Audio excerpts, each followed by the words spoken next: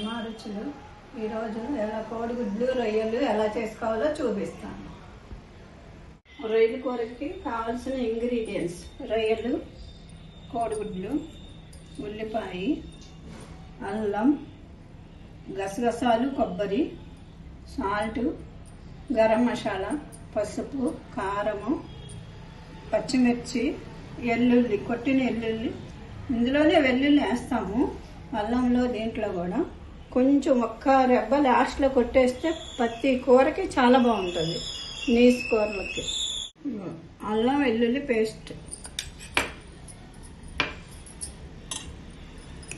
గసగసాలు, కొబ్బరి paste. KG రొయ్యలు అండి ఇవి. కేజీ రొయ్యలకి 1 స్పూను అల్లం వెల్లుల్లి, గసగసాల పేస్ట్, కొబ్బరి గసగసాల పేస్ట్, దాంట్లో కూడా కొంచెం వెల్లుల్లి వేస్తాను. పసుపు, ఉప్పు కొంచెం తగ్గించి వేసుకోండి, తర్వాత కూర చూసుకుని వేసుకోవచ్చు. కారం 2 స్పూన్స్ సరిపోతుంది, సరిపోకపోతే మీరు చూసుకుని వేసుకోండి. మీకు ఎలా కారం కావాలో అలా వేసుకోండి.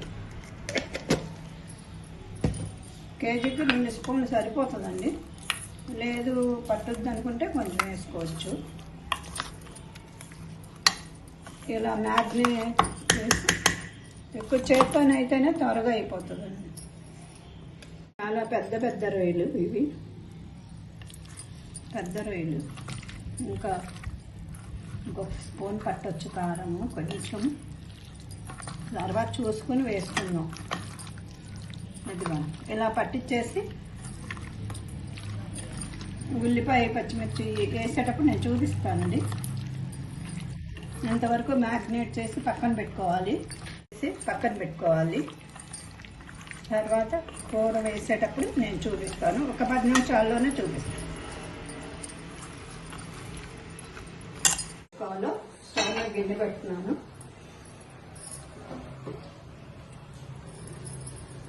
ఆయిల్, రొయ్యల కూరకి సరిపడా ఆయిల్.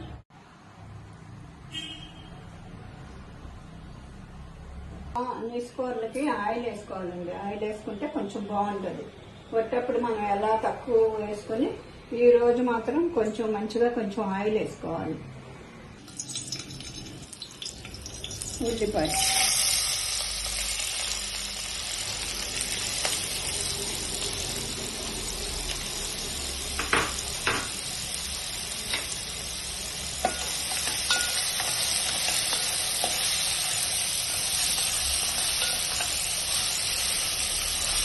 కొంచెం బాగా కొంచెం ఫ్రై అయినాక రొయ్యలు వేసుకోవాలి.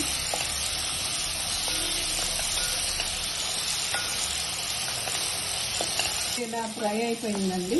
ఇప్పుడు రొయ్యలు వేసుకోవాలి. రొయ్యలు వేసి కూడా కొంచెం మనం బాగా కలిపి కొంచెం మూత పెట్టిన తర్వాత కోడిగుడ్లు వేసుకోవాలి.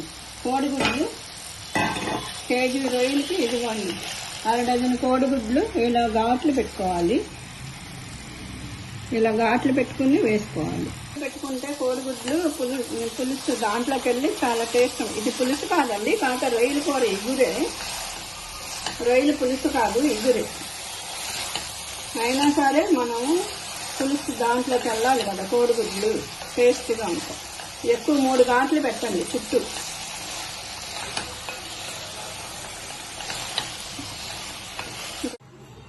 ఇదిగోండి ఇలా చూసారా, ఆయిల్ తేలిందా? ఇలా ఆయిల్ తేలినప్పుడు ఈ గుడ్లు వేయాలి, కోడిగుడ్లు.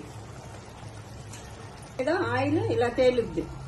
సిమ్లో పెట్టి కాసేపు తిప్పి కాసేపు అయిన తర్వాత ఇప్పుడు చూసుకోండి. ఇలా గుడ్లు ఆయిల్ ఇలా బయటకు రావాలి. ఏ కూర చేసినా మనం ఇలా ఆయిల్ బయటకు రావాలి. Chicken, mutton.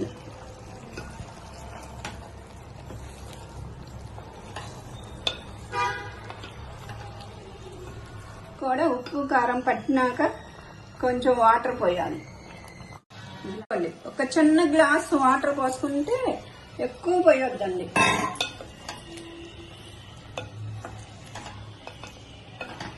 ఇంకా కొంచెం చూపిస్తా ఉన్నాండి, కొంచెం కాబట్టి కొంచెం కుక్ అవ్వాలి కాబట్టి మనం కాస్త వాటర్, లేకపోతే కొంచెం తక్కువే పోసుకుంటాం.